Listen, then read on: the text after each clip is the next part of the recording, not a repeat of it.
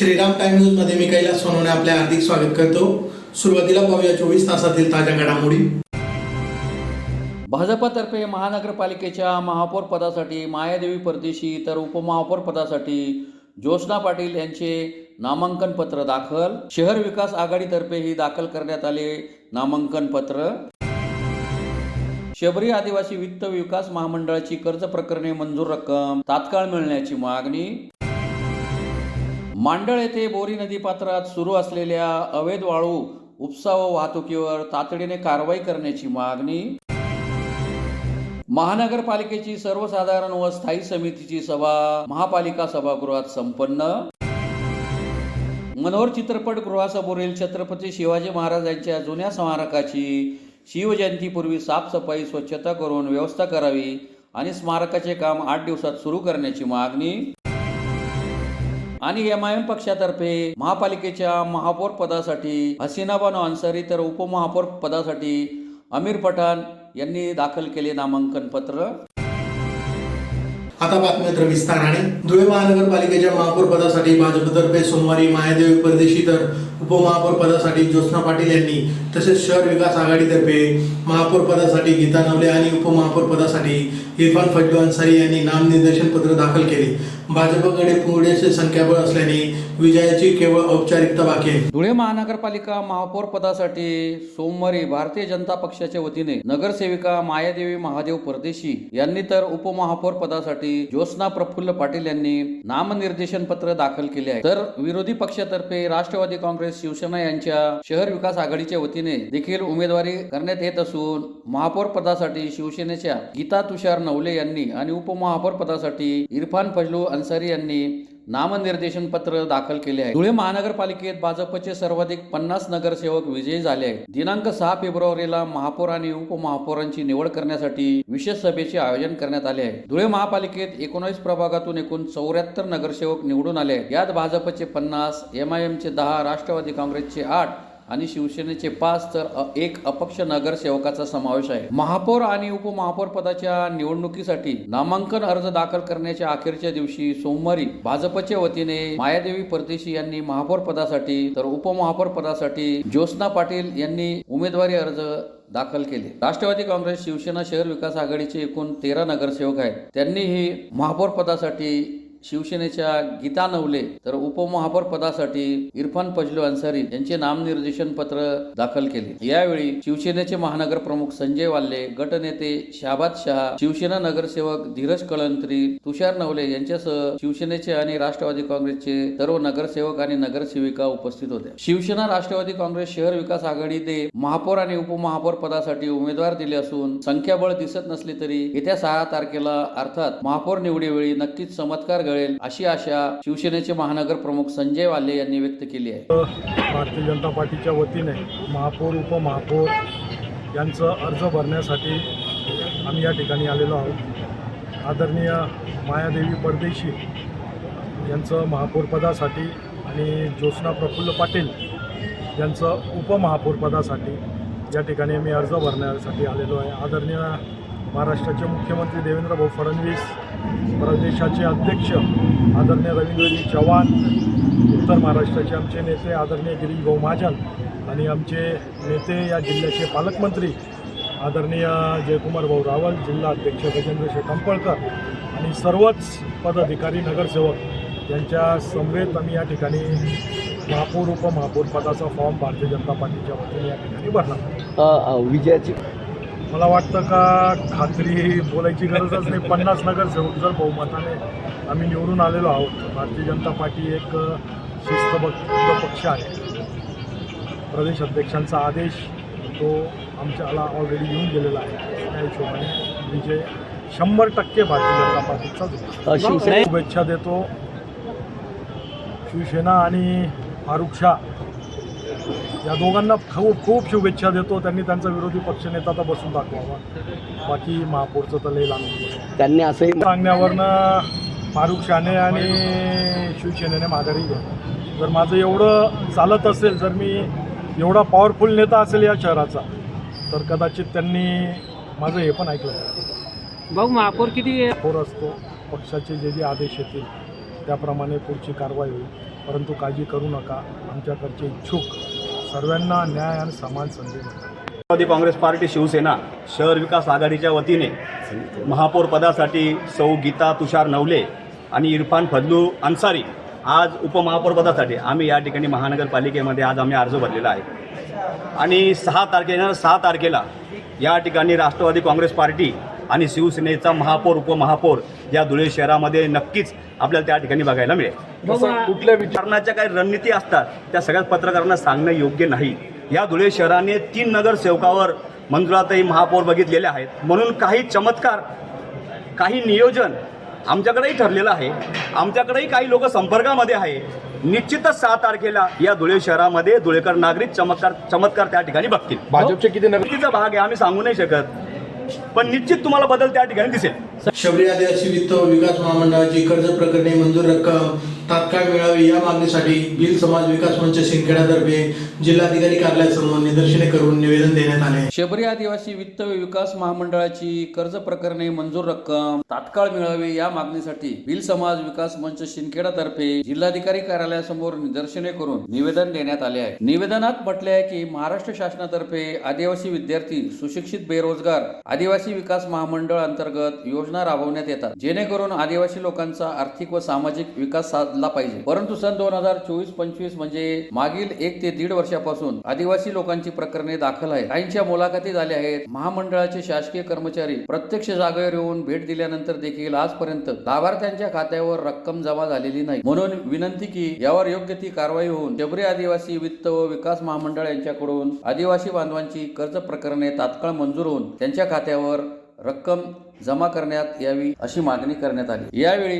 भिल समाज विकास मंचचे जिल्हाध्यक्ष दीपक ऐरे, अशोक सोनवणे, बटू मालचे, रामभाऊ मालचे, महेंद्र मालचे, नानजी ऐरे आदी उपस्थित होते. नमस्कार, मी दीपक ऐरे.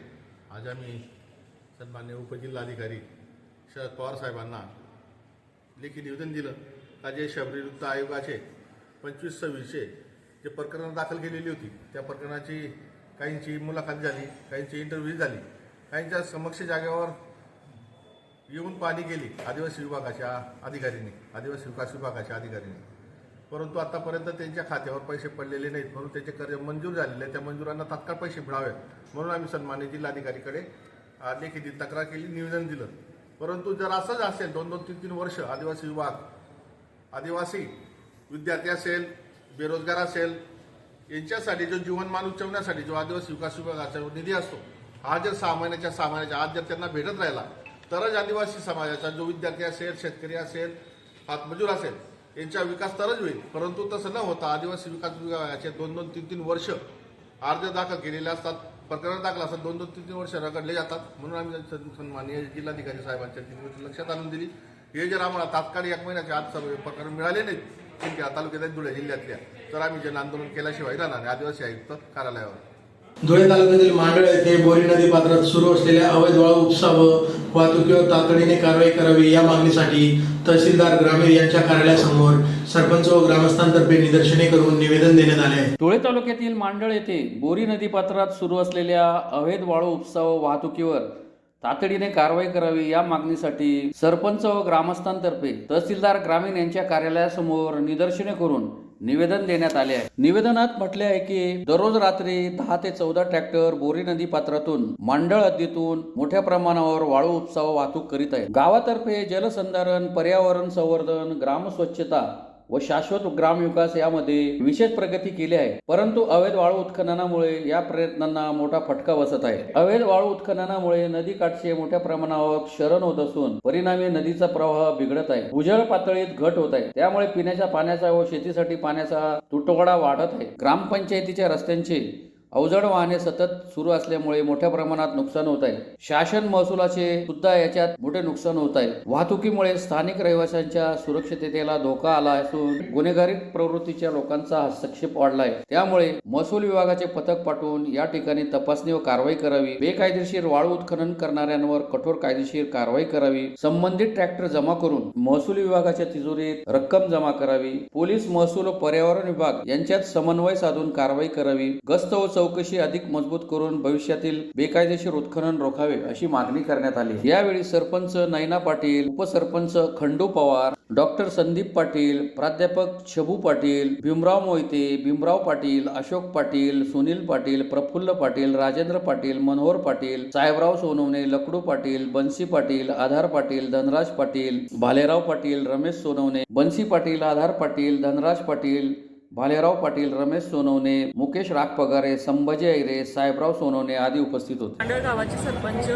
आमच्या गावाला बोरी नदीच्या पात्रातून वाळूची चोरी होते। रोज 10 ते 12 ट्रॅक्टर तिथून चोरीला जातात। ज्या लोकांनी ह्या गोष्टीला कंप्लेंट करतायत त्यांना धमक्या दिल्या जात आहेत, त्यांच्या मोटारी चोरल्या जात आहेत। त्यामुळे ह्या गोष्टीला प्रतिबंध लावावा म्हणून आम्ही प्रशासनाला इथे आवाहन करायला आलोय की तुम्ही आम्हाला ह्या मदत करा। लोकांना धमक्या दिल्या जात आहेत, लोक घाबरतायत, सामान्य लोक आहेत ही, त्यामुळे गावाचं नुकसान आहे म्हणून आम्हाला या गोष्टीवर कारवाई हवी। त्यावेळेला आम्ही प्रशासनाला निवेदन दिले होते, पण अजून कारवाई झालेली नाही आहे। त्यामुळे आत्ता परत आम्ही निवेदन दिले आहे, आत्ता कारवाई झाली नाही तर आत्ता परत जर त्याच्यावर कारवाई झाली नाही तर आम्ही उग्र पद्धतीने आंदोलन करू। धुळे महानगरपालिकेची सर्वसाधारण व स्थायी समितीची सभा आयुक्त तथा प्रशासक नितीन कापडणीस यांच्या अध्यक्षतेखाली सोमवारी महापालिकेच्या सभागृहात संपन्न झाली। धुळे महानगरपालिकेची स्थायी समिती तसेच सर्वसाधारण सभा सोमवारी सकाळी महापालिकेच्या सभागृहात आयुक्त तथा प्रशासक नितीन कापडणीस यांच्या अध्यक्षतेखाली संपन्न झाली। स्थायी समितीच्या सभेत विषय पत्रिकेवर एकूण 15 विषय मंजुरीसाठी ठेवण्यात आले होते। यावेळी विषय क्रमांक 697 महापालिकेच्या हद्दीतील घनकचरा संकलन व वाहतूक करण्यासाठी दिलेल्या कामास मुदतवाढ देण्याबाबतचा विषयाला मंजुरी देण्यात आली। या विषयावर चर्चा करताना आयुक्त कापडणीस यांनी सांगितले की ठेकेदाराकडून टप्प्याटप्प्याने कामाला गती देण्यात यावी। पहिल्या 7 दिवसात 75% घरांचे QR स्कॅनिंग झाले पाहिजे, त्यानंतर 80% घरांचे स्कॅनिंग झाले पाहिजे असे टार्गेट ठेकेदाराला द्यावे। 80%हून अधिक घरांचे स्कॅनिंग न झाल्यास त्या भागातील स्वच्छता निरीक्षकाला देयके अदा करू नये असे निर्देश आयुक्तांनी दिले। तसेच सर्व स्वच्छता निरीक्षकांची पुनर्रचना करावी अशा सूचनाही त्यांनी दिल्या। शहरातील राजश्री छत्रपती शाहू महाराज नाट्य मंदिर भाडेतत्वावर वापरास देण्यासाठी शुल्क व नवीन नियमावली लागू करण्याचा निर्णय यावेळी घेण्यात आला। महापालिकेच्या सार्वत्रिक निवडणुकीत निकालाची अद्ययावत माहिती मिळवण्यासाठी एक ॲप तयार करण्यात आले होते, मात्र हे ॲप कुचकामी ठरले।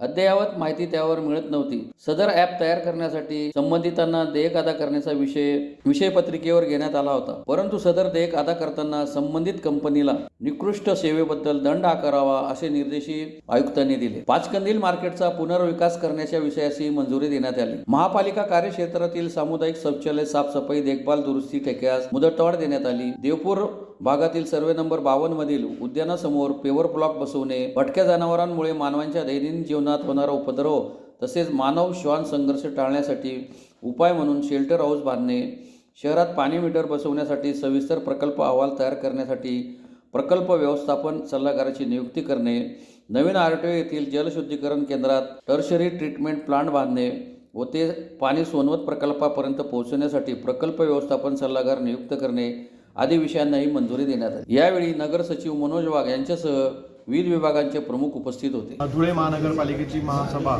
आणि स्थायी समितीची सभा आज घेण्यात आलेली होती। आजच्या या सभेमध्ये नागरिक हिताच्या दृष्टीने अनेक महत्त्वाचे निर्णय प्रशासनाच्या वतीने घेण्यात आलेले। महासभेमध्ये काही नागरिकांच्या जागांवर किंवा काही सार्वजनिक जागांवर काही आरक्षणं टाकलेली होती। ही आरक्षणं वगळण्याबाबत आणि ती अन्य ठिकाणी स्थलांतरित करण्याबाबतचा निर्णय घेण्यात आलेला आहे। त्याचबरोबर महानगरपालिकेचं छत्रपती शाहू नाट्य मंदिर आहे। हे नाट्यमंदिर आता या नाट्यमंदिराचं व्यवस्थापन महानगरपालिका स्वतः करणार आहे। या नाट्यमंदिराच्या वापराची नियमावली आणि वापराचे वेगवेगळे दर महानगरपालिकेने निश्चित केलेले आहेत। त्यांनाही आज स्थायी समिती आणि महासभेमध्ये मान्यता देण्यात आलेली आहे। महानगरपालिका क्षेत्रातील सर्व नागरिकांना मी विनंती करेल की हे नाट्यगृह अतिशय सुस्थितीत आहे आणि त्याचे वापराचे दरसुद्धा आम्ही अतिशय कमी ठेवलेले आहेत। तर महानगरपालिका क्षेत्रातील नागरिकांनी या नाट्यगृहाचा जास्तीत जास्त वापर करावा, जेणेकरून आपलं वैभव या महानगरपालिकेत टिकून राहील। त्याचबरोबर महानगरपालिका मालकीच्या जागा आणि महानगरपालिकेचे शॉपिंग कॉम्प्लेक्स यामध्ये ज्यांची वापराची मुदत संपलेली आहे अशा व्यक्तींना बोगटदारांना तिथून बाहेर काढणे, त्याचबरोबर त्यात जर काही बदल केलेले असतील, महानगरपालिकेच्या परवानगीशिवाय भाड्याने दिले असतील तर अशा बाबतीत कुठले नियम वापरावेत, कोणती प्रोसिजर वापरावी, अशा सगळ्या नियमावलीला आज मान्यता देण्यात आलेली आहे.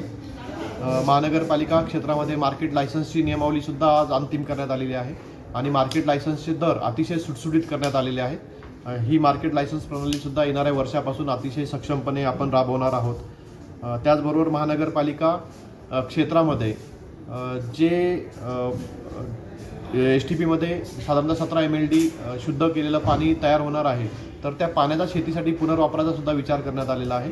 त्याचा DPR तयार करणे आणि त्या कन्सल्टंटला मान्यता देणे हा विषयसुद्धा आज महासभेत आणि स्थायी समिती सभेत मान्यतेसाठी ठेवण्यात आला होता आणि तो मान्य करण्यात आलेला आहे. यासोबत धुळे महानगरपालिका क्षेत्रातील पाणी पुरवठ्याच्या सगळ्या कनेक्शन्सला, वैयक्तिक कनेक्शन्सला मीटर बसवण्यासाठी शासनाकडे निधी मागण्यासाठी प्रस्ताव तयार करण्यासाठी आणि त्यासाठी PMC नेमणुकीला सुद्धा मान्यता देण्यात आलेली आहे. एकंदरीतच शहर हिताचे अनेक निर्णय आजच्या या स्थायी समिती आणि महासभेत घेण्यात आलेले आहेत. या नियमांची लवकरात लवकर अंमलबजावणी होईल यासाठी महानगरपालिका प्रशासन प्रयत्नशील राहील. यासोबत माननीय सर्वोच्च न्यायालयाच्या निर्देशानुसार शहरातील भटक्या कुत्र्यांसाठी कायमस्वरूपी निवारा केंद्र तयार करण्याच्या ज्या सूचना होत्या त्यानुसार साधारणतः 1000 ते 1500 कुत्र्यांचा निवारा होऊ शकेल असं निवारा केंद्र स्थापन करण्यास, त्याची निविदा प्रक्रिया राबवण्यास सुद्धा आज मान्यता देण्यात येत आहे. ती निविदासुद्धा लवकरच प्रसिद्ध होईल आणि भटक्या कुत्र्यांचा प्रश्न काही प्रमाणात तरी आपल्या महानगरपालिका क्षेत्रात कमी होईल अशी मला आशा आहे. शिवजयंतीपूर्वी आग्रा रोडवरील छत्रपती शिवाजी महाराज यांच्या जुन्या स्मारकाची साफसफाई, स्वच्छता करून व्यवस्था करावी आणि स्मारकाचे काम 8 दिवसात सुरू करावे या मागणीसाठी धुळे जिल्हा सकल मराठा समाजातर्फे जिल्हाधिकारी कार्यालयासमोर निदर्शने करून निवेदन देण्यात आले. शिवजयंतीपूर्वी मनोहर चित्रपटगृहासमोरील छत्रपती शिवाजी महाराज यांच्या जुन्या स्मारकाची साफसफाई, स्वच्छता करून व्यवस्था करावी आणि स्मारकाचे काम 8 दिवसात सुरू करावे या मागणीसाठी धुळे जिल्हा सकल मराठा समाजातर्फे जिल्हाधिकारी कार्यालयासमोर निदर्शने करून निवेदन देण्यात आले आहे. निवेदनात म्हटले आहे की दिनांक 19 फेब्रुवारी रोजी संपूर्ण महाराष्ट्राचे आराध्य दैवत छत्रपती शिवाजी महाराज यांची जयंती साजरी होणार आहे. त्या दिवशी सकाळपासूनच महाराजांच्या पुतळ्याला वंदन करण्यासाठी, पुष्पहार अर्पण करण्यासाठी शिवभक्तांची व नागरिकांची गर्दी असते. परंतु आग्रा रोड मनोहर चित्रपटगृहाजवळील छत्रपती शिवाजी महाराजांच्या स्मारकाचे काम हे गेल्या अनेक दिवसांपासून बंद पडलेले आहे. धुळे शहरातील मुख्य ठिकाणी असल्यामुळे कोणत्याही सामाजिक व इतर कार्यक्रमांच्या वेळेस छत्रपती शिवाजी महाराजांना अभिवादन, वंदन करूनच अनेक कार्यक्रमांना सुरुवात होती. परंतु महाराजांच्या स्मारकाचे काम बंद असल्यामुळे सर्व शिवभक्तांची व नागरिकांची मोठी गैरसोय होत आहे व नागरिकांमध्ये संतापाची भावना निर्माण झालेली आहे. धुळे शहरात अनेक ठिकाणी मोठमोठ्या बिल्डिंग, अपार्टमेंट बांधले जात आहे. त्यांची उंची अवाढव्य आहे. अनेक ठिकाणी अतिक्रमण आहे. बेकायदेशीर बांधकामे होत आहे. त्याला विरोध न करता फक्त छत्रपती शिवाजी महाराजांच्या भव्य स्मारकाला का म्हणून विरोध करण्यात येत आहे. अवाढव्य बांधकामांना डेव्हलपमेंट म्हटले जाते. मग छत्रपतींच्या पुतळ्याची डेव्हलपमेंट झाली तर त्यात वावगे काय? छत्रपतींच्या पुतळ्याची उंची वाढली तर शहरातील सर्व शिवभक्तांसाठी व नागरिकांसाठी अभिमानाचीच गोष्ट आहे. परंतु जर कोणी या गोष्टीच्या आड राजकारण करून कूटनीती करीत असेल तर मग मात्र त्याला शिवप्रेमी व धुळे शहरातील नागरिक माफ करणार नाही. छत्रपती शिवराय हे कुण्या एका जातीचे नसून संपूर्ण देशाचे आहे. त्यांचे कार्य खूप महान आहे. त्यामुळे छत्रपती शिवाजी महाराजांचे स्मारक त्वरित पूर्ण होणे अत्यंत गरजेचे आहे. या पार्श्वभूमीवर दिनांक 19 फेब्रुवारी 2026 रोजी साजऱ्या होणाऱ्या छत्रपती शिवाजी महाराजांच्या जयंतीसाठी जुन्या स्मारकाच्या ठिकाणाची साफसफाई, स्वच्छता करून व्यवस्था करण्यात यावी, जेणेकरून शिवजयंती साजरी करताना शिवप्रेमींना व नागरिकांना कुठलीही अडचण निर्माण होणार नाही. येत्या 8 दिवसांच्या आत लवकरात लवकर नवीन स्मारकाच्या कामाला पूर्ववत सुरुवात झाली नाही तर सकल मराठा समाज व शिवप्रेमींतर्फे ठिय्या आंदोलन करण्यात येईल असा इशाराही देण्यात आला आहे. यावेळी साहेबराव देसाई, सुधाकर बेंद्रे, भानुदास बगदे, विनोद जगताप, राजेंद्र काळे, मनोज ढवळे, हेमंत बडक, किशोर वाघ, संदीप पाटोळे, दिनेश काळे, सुनील ठाणगे, कैलास वाघारे, गोविंद वाघ, मिलिंद चौधरी, वीरेंद्र मोरे, श्याम रायगुडे, संतोष लकडे, उल्हास पाटील, वामन मोहिते, विजय चव्हाण, प्रफुल्ल माने यांच्यासह समाज बांधव मोठ्या संख्येने उपस्थित होते. सकल मराठा समाज धुळेतर्फे 19 फेब्रुवारी सर्वांचे दैवत छत्रपती शिवाजी महाराज यांची जयंती साजरी केली जाते. परंतु तिथे अशी परिस्थिती आहे की छत्रपती शिवाजी महाराज यांचे स्मारक फार कालावधीपासून तिथे आहे. त्याच्यात काही नूतनीकरण करण्यासाठी गेल्या काही महिन्यापासून काम चालू आहे. पण राजकीय लोकांनी त्यांच्या आपसातील द्वेषातून न्यायालयीन प्रक्रिया उभी केली आणि आज ते प्रकरण न्यायप्रविष्ट झालेलं आहे. आता हे प्रकरण न्यायप्रविष्ट झालेलं आहे, ते निरंतर चालेल, त्याच्याशी आम्हाला काही घेणं देणं नाही आहे. समाजाच्या शिवप्रेमींच्या भावना लक्षात घेऊन आज तिथे जी घाण झालेली आहे, बरंचसं मटेरियल तिथे पडलेलं आहे, काय ते शासनाने किंवा संबंधित जे प्राधिकरण आहे त्यांनी त्याची त्वरित साफसफाई करावी आणि नूतनीकरण करण्याचं जे नियोजन आहे ते त्वरित पार पाडावं अशी मागणी सकल मराठा समाजातर्फे करण्यात येत आहे. या सर्व गोष्टी संबंधित प्राधिकरणाने या 19 फेब्रुवारीच्या आत कराव्या याबाबत सकल मराठा समाजातर्फे माननीय जिल्हाधिकारी साहेब यांना आज निवेदन देण्यात आलेले आहे. जय जिजाऊ, जय शिवराय.